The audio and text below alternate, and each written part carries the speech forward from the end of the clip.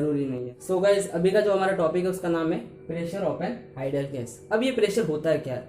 तो ये प्रेशर जब मॉलिक्यूल, गैस के मॉलिक्यूल जब कंटेनर के वॉल के साथ में टकराते हैं, जब कोलाइड करते हैं, और उसके वजह से जो प्रेशर प्रोड्यूस होता है वही हम लोग फाइंड आउट करने वाले हैं। ओके, जब ये मॉलिक्यूल इस कंटेनर के वॉल के साथ में टकराएगा तो एक फोर्स प्रोवाइड करेगा, और कंटेनर के वॉल के पास एरिया होने की वजह से फोर्स अपॉन एरिया वो एक प्रेशर फील करेगा।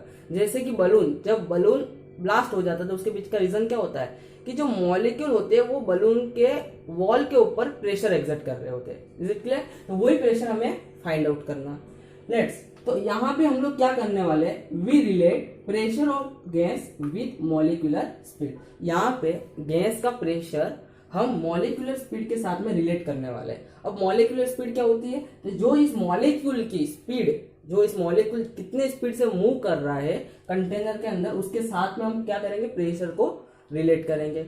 Is it clear? अजम्पशन, अब जब इसका डेरिवेशन करें तो कुछ अजम्पशन लेके आपको चलना है। पहला तो आपको पता कि हम लोग सिर्फ आइडियल गैस के बारे में पढ़ रहे हैं। तो आइडियल गैस में क्या होता है, there is no force of interaction between two gas molecule. Gas molecule के बीच में कोई इंटरेक्शन ही नहीं है। What we have to assume, neglect intermolecular interaction. क्यों, किसके वजह से इंटरमॉलिक्यूलर इंटरेक्शन निग्लेक्ट किया? क्योंकि हम लोग आइडियल गैस के बारे में ही पढ़ रहे हैं यहाँ पे। ओके, और क्या आपको निग्लेक्ट करना है यहाँ पे, adjust pressure such that molecule do not collide with each other. आपको प्रेशर इस तरह से एडजस्ट करना है कि मॉलिक्यूल एक दूसरे के साथ में कोलाइड भी ना करे, थोड़ा भी कोलिजन मॉलिक्यूल के बीच में ना हो। ये कैसा पॉसिबल है? समझो आपके पास कंटेनर है ये वाला, इसके अंदर 10 मॉलिक्यूल है।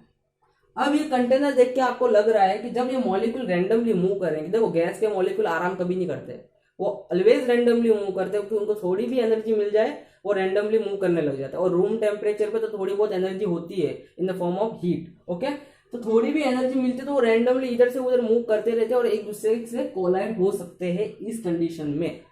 लेकिन मॉलिक्यूल्स में उतने रखूं और कंटेनर को बड़ा कर दूं, मॉलिक्यूल समझो 10 मॉलिक्यूल मैंने लिए, तो ये 10 मॉलिक्यूल में उतने ही रख रहा हूँ, सिर्फ कंटेनर की साइज को मैंने बड़ा कर दिया।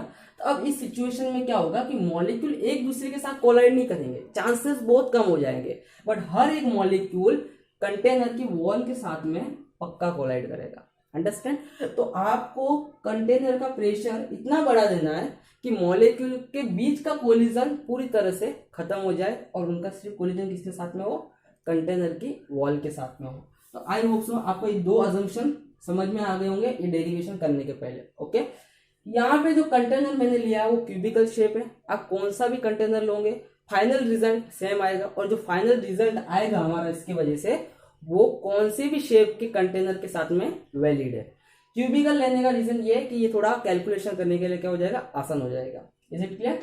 Now we have to understand which kind of collisions take place during this motion. Okay, let's understand, let's consider this is particle. यहाँ पे सिर्फ आपको अभी एक पार्टिकल कंसिडर करना। एक कंटेनर के अंदर thousands, trillions, billions of particle में भी प्रेजेंट। आपको फिलहाल सिर्फ एक पार्टिकल को ही अंडरस्टैंड करना है, समझना है, क्योंकि हमने आइडियल गैस पढ़ते समय बोला है कि सारे पार्टिकल आइडेंटिकल होते हैं। अंडरस्टैंड? सारे पार्टिकल हर एक डायमेंशन में इक्वली एनर्जी डिस्ट्रीब्यूट करते हैं। ओके, तीनों डायमेंशन में मूव कर सकते हैं। तो यहाँ पे एक पार्टिकल की बात करूं या 10 पार्टिकल की बात करूं, उनका जो मोशन होगा वो कुछ इस हद तक सेम होगा। तो यहाँ पे हम सिर्फ अभी एक पार्टिकल की बात कर रहे हैं। तो जब ये पार्टिकल इस कंटेनर के वॉल के साथ में कोलाइड करेगा, तो यहाँ पे एक बात देखो, कोलाइड करने के बाद क्या हो जाएगा, फिर से रिवर्स आएगा। तो यहाँ पे समझो एक पार्टिकल A2 से स्टार्ट हुआ, A2 वॉल को टकराया, फिर आया A1 के साथ और फिर से A2 के पास गया। तो ये एक कोलिजन पूरा हो गया, ये एक मोशन इसका कंप्लीट हो गया। A2 से A1 के साथ टकराया और फिर से A2 तक गया। क्लियर? इस समय में क्या होगा कि जब ये particle along the x axis travel कर रहा है तो रिवर्स होते समय भी इस तरीके से रिवर्स होगा। तो समझो अलोंग द एक्स एक्सिस की वेलोसिटी vx है, अलोंग द एक्स एक्सिस की वेलोसिटी vx है, तो रिवर्स होते समय इसकी स्पीड कितनी हो जाएगी, -vx। देखो वेलोसिटी vx है x डायरेक्शन में जाते समय, तो जब रिवर्स होगा तो सिर्फ मैग्नीट्यूड वही रहेगा वेलोसिटी का, सिर्फ उसका डायरेक्शन बदलने के हिसाब से मैंने यहाँ पे क्या किया है, निगेटिव साइन अप्लाई कर दिया। अंडरस्टैंड? वेलोसिटी vx रिबाउंड करने के बाद -vx। इसको अंडरस्टैंड और अच्छी तरह से आप लोग 2D में कर सकते हैं। ये 3D हो गया, ये वॉल्यूम की बात कर रहे हो 3D हो गया। 2D में कैसे अंडरस्टैंड करेंगे कि देखो जब पार्टिकल यहाँ पे जाके टकरा रहा है, इस वॉल के साथ में टकरा रहा है, तो क्या हो रहा है कि along the x axis velocity ये हो गई, अलोंग द वाई एक्सिस ये हो गई। इलास्टिक कॉलिजन का मतलब क्या होता है कि there is no loss on kinetic energy. तो जब यहाँ पे वो टकरा रहा है तो टकराने के बाद, कोलाइड होने के बाद देखो जो वाई एक्सिस के अलोंग जो स्पीड है वो सेम रहेगी, वाई एक्सिस के अलोंग कोई भी बदलाव नहीं आएगा। यहाँ पे सिर्फ एक्स एक्सिस की जो वेलोसिटी वो क्या हो जाएगी, रिवर्स हो जाएगी। तो सेम एज जब पार्टिकल एक्स एक्सिस के अलोंग मूव कर रहा है तो वाई एक्सिस और जेड एक्सिस के वेलोसिटी को कोई इफेक्ट नहीं होगा, सिर्फ एक्स एक्सिस की वेलोसिटी क्या होगी यहाँ पे, रिवर्स हो जाएगी। ओके, तो आई होप सो कि पार्टिकल का मोशन आप समझ गए होंगे कि जब एक्स एक्सिस के अलोंग रिवर्स मूव कर रहा है तो सिर्फ एक्स एक्सिस की वेलोसिटी रिवर्स होगी, वाई और जेड एक्सिस की वेलोसिटी पे कोई फर्क नहीं पड़ेगा। Understand? Let's understand when molecule collide with shaded portion, ये जो शेडेड पोर्शन आपको दिख रहा है, x component of velocity reverse क्या हो रहा है, एक्स कंपोनेंट ऑफ वेलोसिटी क्या हो रहा है, यहाँ पे रिवर्स हो रहा है, and velocity along y and z direction remain unchanged. Velocity along the y and z direction remain unchanged, उस पर कोई फर्क नहीं पड़ रहा है। ये डायग्राम से आपको अच्छी तरह से समझ में आ जाएगा। Is it clear? ये लिख दो आप आगे, F upon A, where F is a force upon area. तो समझ लो ये कोई एक मॉलिक्यूल है जिसका नाम दे देते हैं हम लोग 1, और उसके वजह से velocity along the x direction कितनी, Vx1, कितनी वेलोसिटी है, यहाँ पे मैं लिख रहा हूँ Vx1, velocity along the x direction, उस एक नाम वाले मॉलिक्यूल की। ठीक है, तो pressure due to first molecule कितना हो जाएगा, F1 अपॉन A1, एक मॉलिक्यूल की वजह से। तो यहाँ पे n नंबर ऑफ मॉलिक्यूल भी तो हो सकता है ना, लेकिन पहले हम लोग एक मॉलिक्यूल के वजह से कितना प्रेशर लग रहा है, बाद में n नंबर ऑफ के लिए फाइंड आउट कर देंगे। Is it clear? Now pressure find out करने के लिए आपको क्या फाइंड आउट करना पड़ेगा, फोर्स और एरिया। एरिया तो हो जाएगा L स्क्वायर, क्योंकि इस क्यूब का लेंथ है वो है L। ठीक, तो just to find pressure, to find pressure हमें क्या फाइंड करना पड़ेगा, we have to find F1। So force का फॉर्मूला होता है change in momentum upon time interval. क्या फॉर्मूला होता है फोर्स का, according to Newton second law, force is equal to change in momentum upon time interval.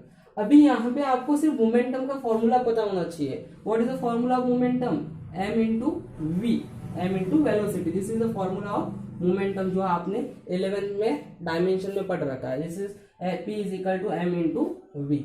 Now note say what is the change in momentum, can we say momentum के यहाँ पे momentum को, pressure को p से denote कर रहे हैं, तो यहाँ पे मोमेंटम को हम स्मॉल p से डिनोट करते हैं इस तरीके से, final momentum minus initial momentum, this is called change in momentum upon time interval. Okay, अब देखो जब ये मॉलिक्यूल, अभी इस शेप को मैं यहाँ पे बना रहा हूँ, इस डायग्राम को, कि समझो ये कंटेनर का A1 एरिया या A1 फेज है, और यहाँ पे मॉलिक्यूल कोलाइड कर रहा है इस तरीके से विथ वेलोसिटी Vx1, और after collision velocity become minus Vx1। तो final momentum minus initial momentum, what is formula of momentum, m into v. So what is the final momentum, m v final minus m v initial upon delta t। Okay, now to find, देखो यहाँ पे momentum हमें पता चल जाएगा m v final minus m v initial। अभी यहाँ पे भी हमें ये भी फाइंड करना पड़ेगा कि डेल्टा टी कितना होगा जब ये कोलिजन हो रहा है, तो इस मोमेंटम को चेंज होने के लिए लगने वाला टाइम कैसे फाइंड आउट करेंगे कि ये मोमेंटम कितने टाइम में चेंज हुआ। देखो मॉलिक्यूल ने यहाँ से स्टार्ट किया था, और वो यहाँ से स्टार्ट होकर यहाँ पे आया था, और यहाँ से स्टार्ट कोलाइड करने के बाद फिर से वो यहाँ पे गया था। देखो यहाँ से यहाँ तक उसने L डिस्टेंस ट्रेवल किया, और फिर से A2 तक जाने के लिए कितना डिस्टेंस ट्रेवल किया, L। तो यहाँ पे देखो डेल्टा टी की हम लोग बात करें, इस डेल्टा टी के लिए बात करें, for delta t we can write is velocity is equal to distance upon time. तो time is equal to distance upon velocity. तो ये जो डेल्टा टी है कैसे फाइंड आउट करेंगे, delta t is equal to, पहले मॉलिक्यूल यहाँ से आया, कितना डिस्टेंस ट्रेवल किया, L, और उसको कितने स्पीड से ट्रेवल किया, vx1, स्पीड की बात कर रहा हूं मैं, वेलोसिटी की बात नहीं, ओके। और फिर से वो यहाँ पे कोलाइड करके a2 तक गया, तो कितना डिस्टेंस ट्रेवल किया उसने, l, और कितने स्पीड से ट्रेवल किया, स्पीड वही है सेम, बस डायरेक्शन चेंज हो रहा है, मैग्नीट्यूड तो vx1 ही है। तो टोटल डेल्टा टी कितना हो जाएगा, 2l vx1। मतलब जो p final change in momentum कितने टाइम में चेंज हुआ है, डेल्टा टी में, और उस डेल्टा टी का वैल्यू कितना आ गया है, 2l upon vx, okay. Now m into v final, v final velocity कितनी है इस बॉडी की, देखो माइनस vx, तो माइनस m vx, इस माइनस को मैंने आगे ले लिया, पार्टिकल नाम एक है तो यहाँ पे मैंने 1 लिख दिया, minus initial momentum v, initial velocity कितनी है vx1, तो यहाँ पे कितनी हो जाएगी vx1। तो ये आपको समझ जाना चाहिए कि फाइनल वेलोसिटी माइनस थी तो माइनस आगे लिख दिया मैंने, और vx1, और इनिशियल वेलोसिटी vx1 थी तो यहाँ पे सिर्फ vx लिख दिया, ओके। अपॉन इस मोमेंटम को चेंज होने के लिए कितना टाइम लगा, देखो यहाँ से यहाँ तक और कोलाइड करने तक, बाद में यहाँ तक आने के लिए टाइम, तो पहले डिस्टेंस ट्रेवल किया l यहाँ से यहाँ तक विद स्पीड vx1, बाद में डिस्टेंस ट्रेवल किया फिर से l विद स्पीड vx1, तो टोटल टाइम कितना लगा मोमेंटम चेंज करने के लिए उसको, 2l अपॉन vx1, वो मैंने यहाँ से यहाँ तक पुट कर दिया, अंडरस्टैंड। अभी यहाँ पे क्या करते हैं, अभी इसको सॉल्व आउट करते हैं थोड़ा सा, m vx1 माइनस ये कितना हो जाएगा, -2m vx1 force due to one particle या फर्स्ट पार्टिकल अपॉन 2l। अब यहाँ पे देखो ये जो vx1 है ये ऊपर चले जाएगा तो इसके साथ इंटू होके क्या हो जाएगा, स्क्वायर हो जाएगा, तो ये 2 और ये 2 कैंसिल, तो फोर्स कितना मिला उस पार्टिकल की वजह से, ये हमें पार्टिकल फोर्स मिल गया, particle due to 1 m vx1 l square vx1 का square upon l। Is it clear. अब हमें फाइंड आउट करना है कि उस पार्टिकल की वजह से प्रेशर कितना हो रहा है, तो what is the formula of pressure, pressure is equal to F1 upon area of this shaded portion, understand. तो now let's force is equals to mvx1 का square upon l and upon area of this shaded portion, कितना area हो जाएगा, l का square, understand. अब इसको क्या करते हैं, इसको नीचे लेके आ जाते हैं, इंटू हो जाएगा इसके साथ में, तो mvx1 का स्क्वायर अपॉन ये l और ये l इंटू होने के बाद कितना बन जाएगा, l का क्यूब। तो ये आपको एक पार्टिकल की वजह से इस वॉल पे लगने वाला प्रेशर आपको मिल गया, okay. Now if n number of particles, if there is n number of particle, then pressure become, तब जाके प्रेशर कितना हो जाएगा, प्रेशर इज इक्वल टू कितना हो जाएगा, देखो m अपॉन l क्यूब, एक पार्टिकल था तो यहाँ पे vx1 का स्क्वायर आया, कितना एक पार्टिकल था तो कितना आया, vx1 का स्क्वायर आया। अब समझो यहाँ पे n नंबर ऑफ, देखो कोई एक पार्टिकल उसकी वजह से इतना आया, दूसरा कोई पार्टिकल होता तो यहाँ पे आता vx2 का स्क्वायर, vx3 का square, m upon l cube तो कॉमन ही रहता ना, तो total n number of particle कर लिए m अपॉन l क्यूब तो कॉमन निकाल देते, बाकी क्या करेंगे vx1 का स्क्वायर एड अप कर लेते, vx2 का square plus so on vxn का स्क्वायर। तो n नंबर ऑफ पार्टिकल के लिए लगने वाला प्रेशर हमने यहाँ पे फाइंड आउट कर दिया, अंडरस्टैंड। अब आगे मूव ऑन करते हैं, यहाँ पे देखो ये जो प्रेशर लग रहा है n नंबर ऑफ पार्टिकल की वजह से शेडेड रीजन पे, okay, along the x direction. अब इन सब स्पीड का, यहाँ पे इन सब स्पीड का जो स्क्वायर है, वेलोसिटी का जो स्क्वायर है, इनका क्या करेंगे हम लोग, एवरेज फाइंड आउट करते हैं इन सब का। तो कैसे एवरेज फाइंड आउट करेंगे, देखो चेकआउट करो, now take average of all square speed और स्क्वायर वेलोसिटी। यहाँ पे क्या करेंगे, take average of all square velocity, जितनी भी स्क्वायर वाली वेलोसिटी है इनका हम लोग क्या कर रहे हैं, एवरेज फाइंड आउट कर रहे हैं। तो कैसे फाइंड करेंगे, v, ये एवरेज कौन सा वेलोसिटी का फाइंड कर रहे हैं, जो particle along the x direction में, ओके। ये किसका फाइंड आउट कर रहे हैं, जो particle along the average of the square of x component of velocity. यहाँ पे आप लिखो average of square of x component of velocity, okay, और उसको रिप्रेजेंट करते हैं वी एक्स। जितने भी particle x component x direction में मूव कर रहे हैं उनके वजह से हम लोग ये एवरेज फाउंड आउट कर रहे हैं। कितना एवरेज आएगा देखो, वी एक्स वन का स्क्वायर, वी एक्स वन का square, average of square of x component of velocity. तो स्क्वायर वाले का जितने भी स्क्वायर वाली स्पीड है उनका एवरेज ले रहे थे। और दूसरा कितना आएगा, वी एक्स टू का square and so on v x n का square divide by total number of molecules. कितने मॉलिक्यूल्स है, एन। अभी यहाँ पे देखो एन को इसके साथ मल्टीप्लाई कर दो तो ये कितना हो जाएगा, एन वी एक्स का square which is equal to v x one का square plus v x two का square plus so on v x n का। तो ये वी एक्स का स्क्वायर क्या है, average of square of x component of velocity. उन particle की जो भी एक्स डायरेक्शन में स्पीड है उन सब का एवरेज।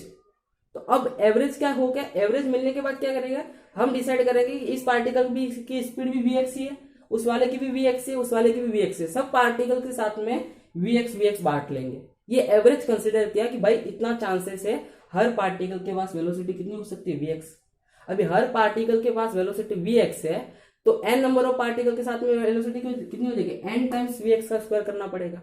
तो ये जो टर्म लिखा हुआ मैंने, ये कहाँ पे दिख रहा है आपको, यहाँ पे, तो यहाँ पे पुट कर दो, लेट्स से इक्वेशन 1, तो यहाँ पे पुट कर दो तो हमें क्या मिल जाएगा, लेट्स से इक्वेशन स्टार्ट, बाद में हम नाम दे देंगे इनका। तो यहाँ पे पुट कर दो, कितना हो जाएगा, pressure is equal to m upon L cube into, इसके जगह पे क्या पुट करना है, एन इंटू वी एक्स का स्क्वायर।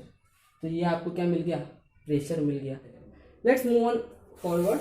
यहाँ पे प्रेशर का फॉर्मूला हमें क्या मिल गया, P इज इक्वल टू क्या मिला है, m l cube into n v x का स्क्वायर। ये हमें प्रेशर मिल गया, काम हो गया हमारा।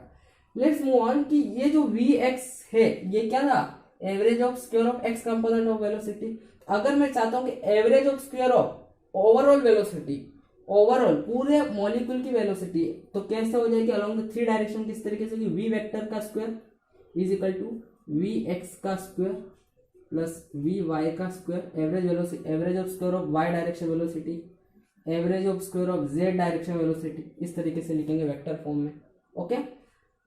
अभी हमने पढ़ा था शुरुआत में कि मॉलिक्यूल तीनों डायरेक्शन में इक्वली एनर्जी प्रोवाइड करते हैं, तीनों डायरेक्शन में इक्वल एनर्जी के साथ में मूव करते हैं। अगर तीनों डायरेक्शन में इक्वल एनर्जी के साथ मूव कर रहे हैं तो ये v x v y v z भी क्या हो जाएंगे, सेम हो जाएंगे, एक दूसरे के इक्वल हो जाएंगे, okay.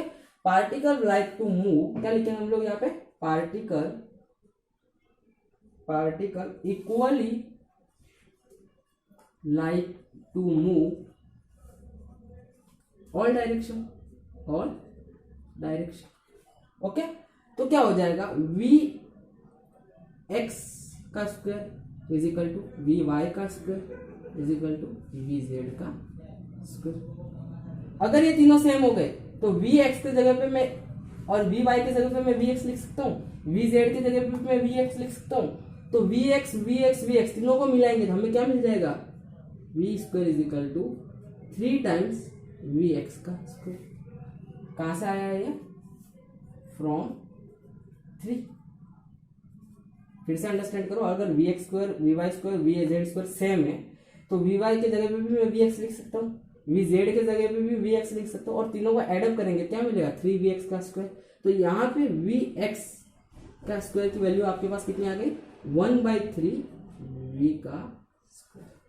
Here v is a average velocity of particle, here v is a average square velocity of particle. एक पार्टिकल की एवरेज स्क्वायर वेलोसिटी है एक पार्टिकल की। अभी यहाँ पे इंटू एन किया हुआ तो एन नंबर की भी मिल जाएगी, यहाँ पे पहले से एन किया हुआ, तो यहाँ पे आप इक्वेशन ना काम करो, इसको 4 नाम दे दो, equation 4, this is equation 4 and from and this is equation 3।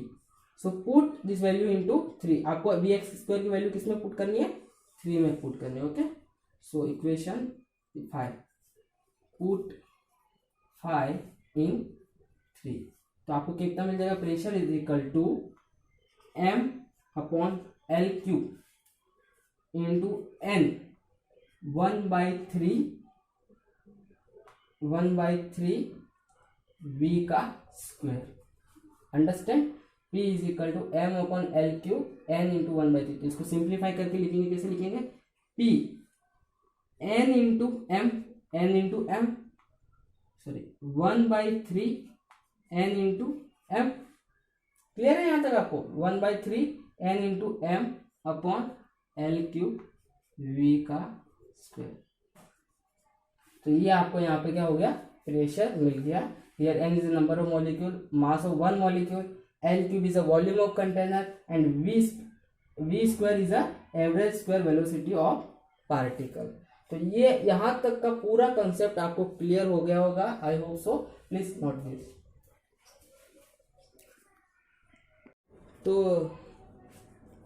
तो यहाँ तक हमारा काम हो गया है कि we find the average square velocity, या आप इसको ये भी बोल सकते हो mean square velocity. Is it clear? ये हमने क्या कर दिया? 1/3 यहाँ पे हमने पुट कर दिया और ये सिंप्लीफाई करके हमारे पास आंसर आ गया। Pressure is equal to 1/3 Nm upon L cube का। इसको याद रखना, इसको क्या बोलते हैं? Mean square velocity. Now move forward, we have another concept which name is root mean square velocity.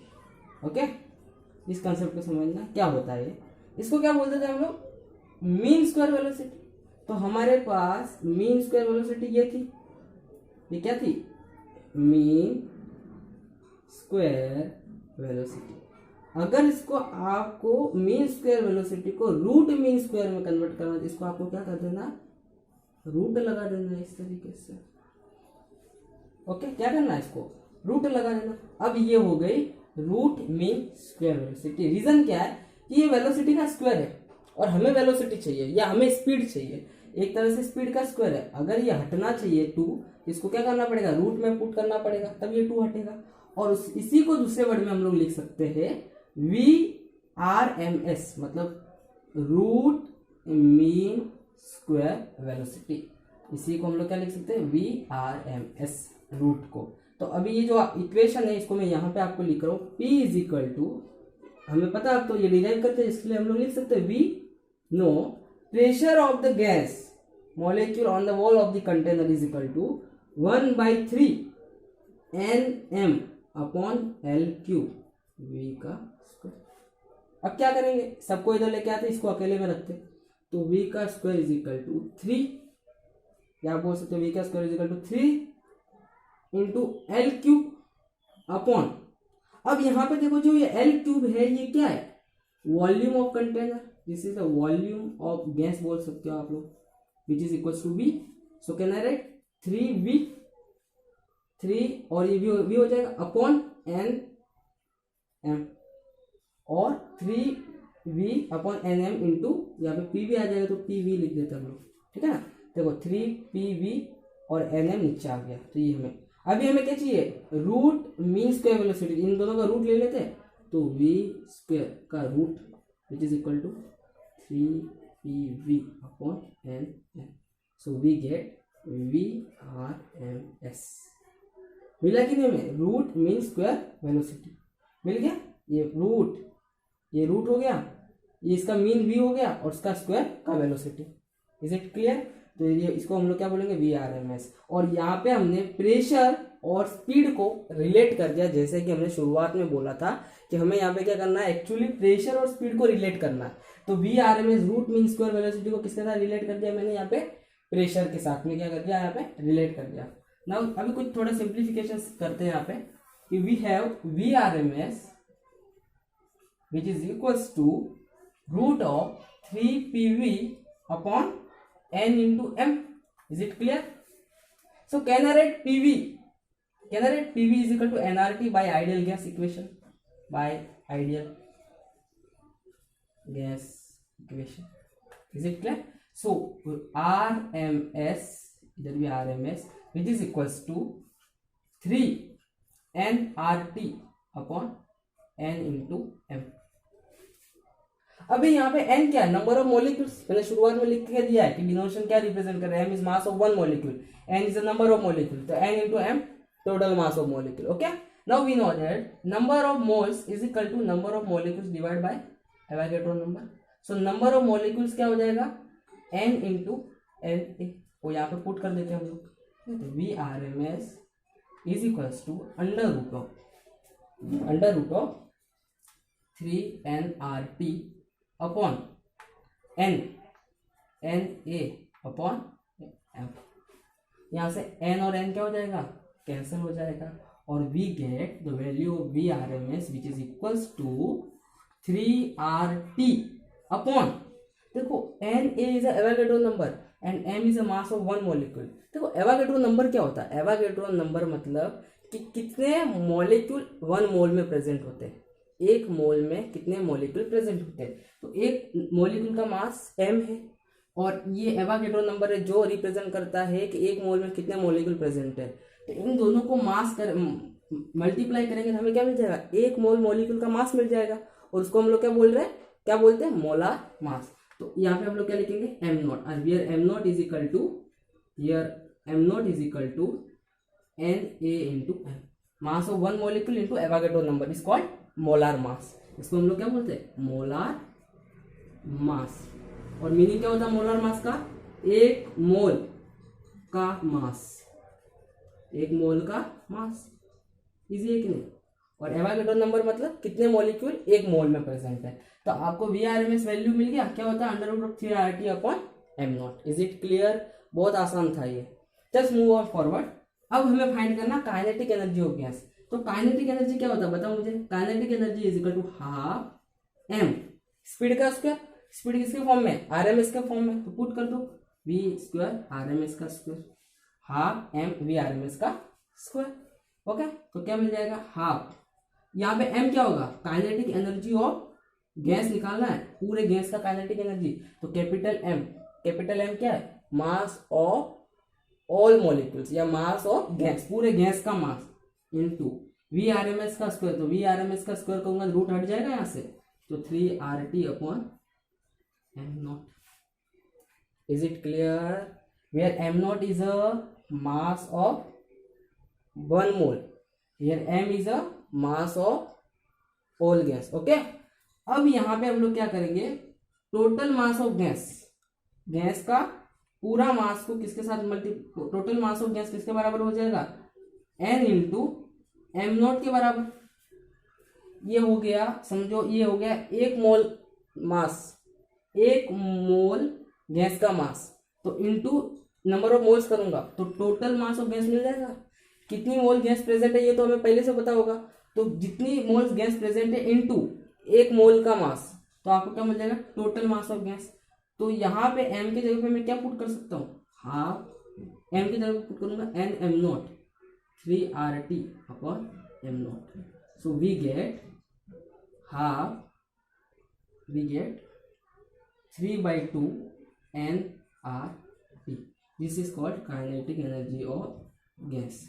ये पूरे गैस की काइनेटिक एनर्जी मिल गई. फिर से देखना, हाफ m v का square, here m is a total mass of gas, half m v square का रूट हट जाएगा, ये हमारे पास आ गया. Here m is a total mass of gas, m naught is a molar mass of gas, मतलब एक मोल का मास. समझो हमारे पास कितने मोल है, n मोल, तो n इंटू m नॉट, तो टोटल मास मिल जाएगा, उसकी वैल्यू मैंने यहाँ पे पुट कर दी. m नॉट कैंसिल, तो वी गेट 3/2 nRT. तो काइनेटिक एनर्जी ऑफ गैस, कौन सी गैस, पूरी जितनी भी गैस प्रेजेंट है वो पूरी गैस की काइनेटिक एनर्जी मिल गई. Is it clear. Now we are going to find kinetic energy per mole. So पहले हम लोग लिखते हैं kinetic energy of total gas, कितनी है, 3/2 nRT. Now we are going to find kinetic energy per mole. क्या फाइंड कर रहे हैं, पर मोल. तो कैसे करेंगे, 3/2 nRT टोटल मोल हो गए, डिवाइड बाय, किससे डिवाइड करेंगे यहाँ पे हम लोग बताओ, n पर मोल बोला ना, पर मोल, तो डिवाइड बाय मोल, n से कैंसिल, तो which is equals to 3/2 RT. Is it clear. Kinetic energy per molecule, अब ये पर मोल के लिए फाइंड कर दी, 6.022 इंटू 10⁻23 मॉलिक्यूल के लिए इतनी एनर्जी है। तो अभी एक मॉलिक्यूल के लिए फाइंड कर ले, कैसे फाइंड करोगे, 3/2 RT। एक मोल में कितने मॉलिक्यूल होते हैं, ये तो पर मोल के लिए, तो एक मोल में कितने मॉलिक्यूल होते हैं, एवोगैड्रो नंबर के बराबर। Is it clear? तो ये आपको क्या मिल जाएगा, काइनेटिक एनर्जी पर मोल।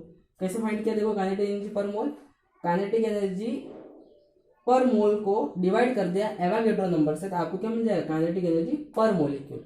और एवोगैड्रो नंबर क्या होता है आपको पता है, 6.022 इंटू 10⁻23।